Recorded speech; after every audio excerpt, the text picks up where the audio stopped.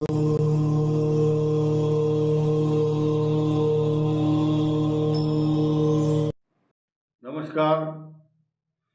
मेष लगन पर सभी ग्रहों का क्या क्या फल हो सकता है और ख़ास तौर से मंगल का क्या साइड इफेक्ट होता है और कौन कौन से ग्रह राजयोग का फल प्रदान कर सकते हैं, उन सब पर चर्चा होगी लंबे समय तक।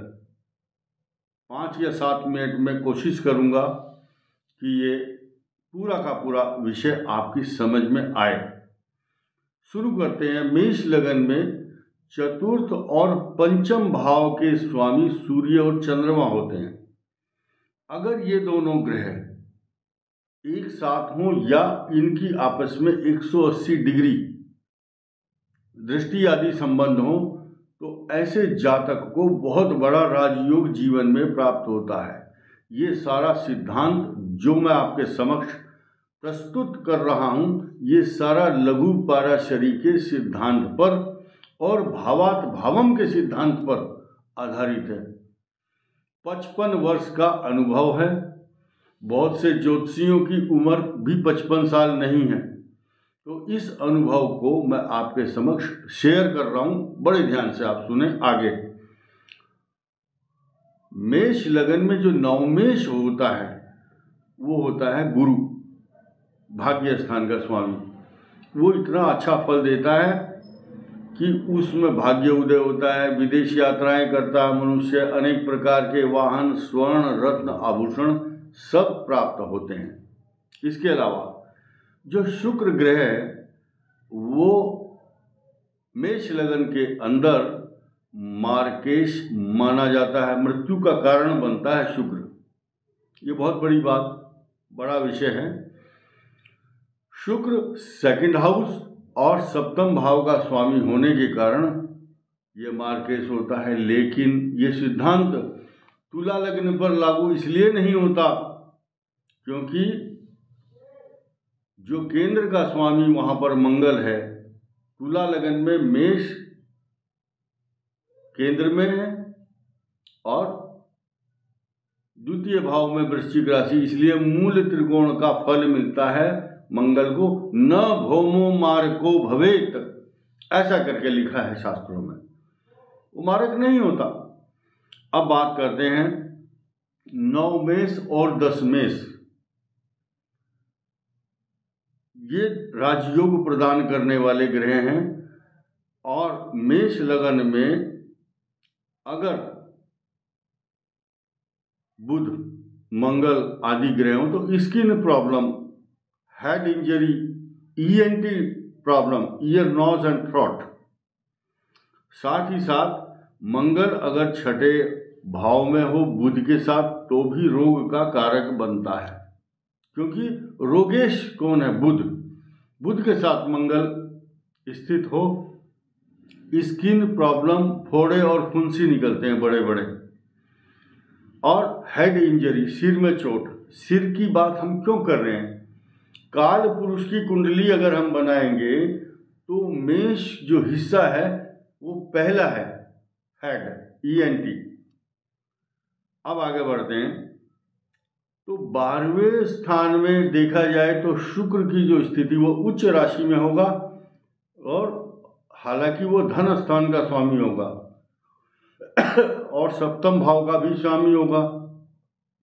योग कारक माना गया है, बहुत शुभ फल देगा। ऐसे व्यक्ति को दूध, दही, घी, शहद, परफ्यूम लगाने का शौक और अच्छे अच्छे वस्त्र, आभूषण पहनने का शौक होता है। ये शुक्र का उसके ऊपर लाभ होता है। अब हम आगे बढ़ते हैं। अगर मंगल और शुक्र लगन में हो तो मंगल मार्केश का काम इसलिए करता है क्योंकि सप्तम भाव के स्वामी के साथ बैठा है, मारक जैसा काम करता है। और सेकंड हाउस में मंगल शुक्र और बृहस्पति के साथ मिलकर के अच्छा फल प्रदान नहीं करता। क्यों? क्योंकि गुरु वहाँ द्वादशेश और शुक्र सप्तमेश, इनके साथ अच्छा फल नहीं देता। इसके अलावा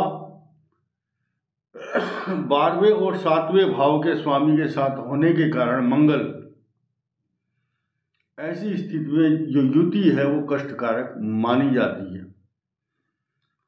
अब एक बहुत आश्चर्यजनक बात जो आपके या किसी के भी गले नहीं उतरती, लेकिन सच्चाई है, शास्त्र का नियम और कानून और सिद्धांत है।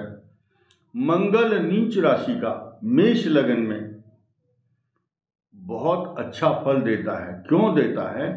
क्योंकि वो लगन का स्वामी है और केंद्र में बैठा है और अष्टम भाव का स्वामी होकर के वो उस राशि से नवम भाव में है।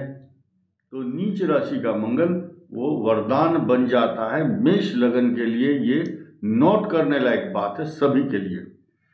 और पंचम भाव सिंह राशि में मंगल का बहुत शुभ फल इसलिए प्राप्त होता है क्योंकि लग्नेश पंचम में ज्ञान, बुद्धि, विवेक, नई नई टेक्नोलॉजी देता है। साथ ही साथ उसकी पंचम भाव में बैठे हुए मंगल की अष्टम भाव पर पूर्ण दृष्टि, स्वग्रही दृष्टि होती है। इसीलिए इस मंगल का लाभ भी उसको पूरा प्राप्त होता है, उस भाव को। अब आगे बढ़ते हैं। मेष लगन में एकादश जो बृहस्पति होता है वो अच्छा फल नहीं प्रदान करता। कारण यह है कि मूल त्रिकोण राशि भाग्य स्थान में जो धनु बैठी है वहां से तीसरे, और जो द्वादश भाव में मीन राशि है उससे द्वादश, तो अच्छा फल नहीं देता। और एक शास्त्रों का सिद्धांत है कि एकादश भाव में जो भी ग्रह बैठता है वो शुभ फल देता है, लेकिन बृहस्पति इतना फल देने में सक्षम नहीं होता, समर्थ नहीं होता जितना कि अन्य ग्रह फल देते हैं। आगे बढ़ते हैं। मेष सप्तम भाव में खास तौर से मंगल और शुक्र दोनों बैठ जाएं।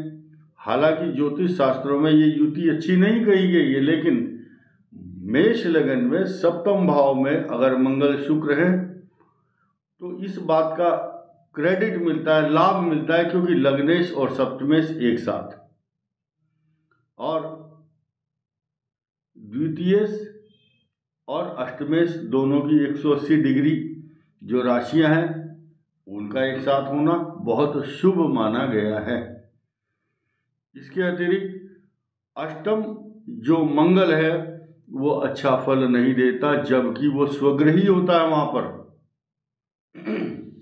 लेकिन सूर्य और चंद्रमा ये राजयोग का फल प्रदान करते हैं। कारण ये है कि एक तो केंद्र का स्वामी होता है, एक त्रिकोण का, और दोनों एक साथ बैठ जाएं तो सोने में सुहागा या युति हो या दृष्टि आदि संबंध हो। एक और नया सिद्धांत बताता हूं कि केंद्र का स्वामी बाहर बैठ जाए त्रिकोण में और त्रिकोण का स्वामी सूर्य केंद्र में आ जाए तो भी एक प्रकार का बहुत बड़ा अच्छा राजयोग है। ऐसे व्यक्ति के सिर पर राजमुकुट या राजकीय चिन्हों से अंकित एक ऐसी बढ़िया राजयोग की पहचान बनती है जिससे कि वो समाज के अंदर राजा महाराजाओं की तरह से रहता है। शास्त्र कहता है इस बात को। आगे बढ़ते हैं। नवम भाव में मंगल का जो प्रभाव है वो इतना अच्छा है कि मूल त्रिकोण से भाग्य स्थान में, और जो उसकी अष्टम भाव में राशि है वहां से द्वितीय भाव में, और दसम भाव में मंगल का फल देखिए। दसम भाव में मंगल उच्च राशि में होगा, मेष लगन का स्वामी। 10वें अंगारको यस्य स जातः कुल दीपका। शास्त्र कहता है 10वें मंगल हो जातक अपने कुल में दीपक के समान चमकता है। और एकादश भाव में मंगल त्रिखटे एकादशे राहु, त्रिखटे एकादशे भव में सर्वारिष्ट निवारणम, सारे अरिष्टों का विनाश क्यों करता है? क्योंकि आप देखेंगे जब मेघनाद रावण का पुत्र उत्पन्न हुआ तो रावण ने अपने इशारे से सारे ग्रहों को स्थापित कर दिया। मंगल एकादश भाव में जब बैठता है तो वह व्यक्ति अपनी कांति, तेज और पराक्रम से इंद्र को भी जीत लेता है। इसीलिए मेघनाद का नाम एक नाम इंद्रजीत भी था। तो ये जिनकी कुंडली में मंगल एकादश भाव में होगा उसको अच्छा इसका क्रेडिट, इसका लाभ प्राप्त होगा। अब द्वादश मंगल की बात करते हैं। 12वें मंगल मीन राशि में होंगे, वो मित्र भाव है, लेकिन उसकी दृष्टि मारक दृष्टि सप्तम भाव पर होगी। तो दाम्पत्य जीवन में क्लेश, संबंध विच्छेद, दाम्पत्य जीवन में जो जीवन साथी होगा उसका ऑपरेशन या दुर्घटनाग्रस्त होना, ऐसे कई प्रकार की परेशानियां खड़ी करता है। निर्भर करता है कि इंडिविजुअल की कुंडली में सप्तमेश कितना मजबूत है या उस पर गुरु की दृष्टि है, वो अलग बात है। मैंने एक एक भाव में मंगल का क्या इफेक्ट शुभ या अशुभ है ये बताया। आशा करता हूँ कि सभी गुणी बुद्धिमान विद्वत जन इस फलादेश को इम्प्लीमेंट करेंगे और जन जन तक पहुंचाने का प्रयास करेंगे। धन्यवाद, नमस्कार।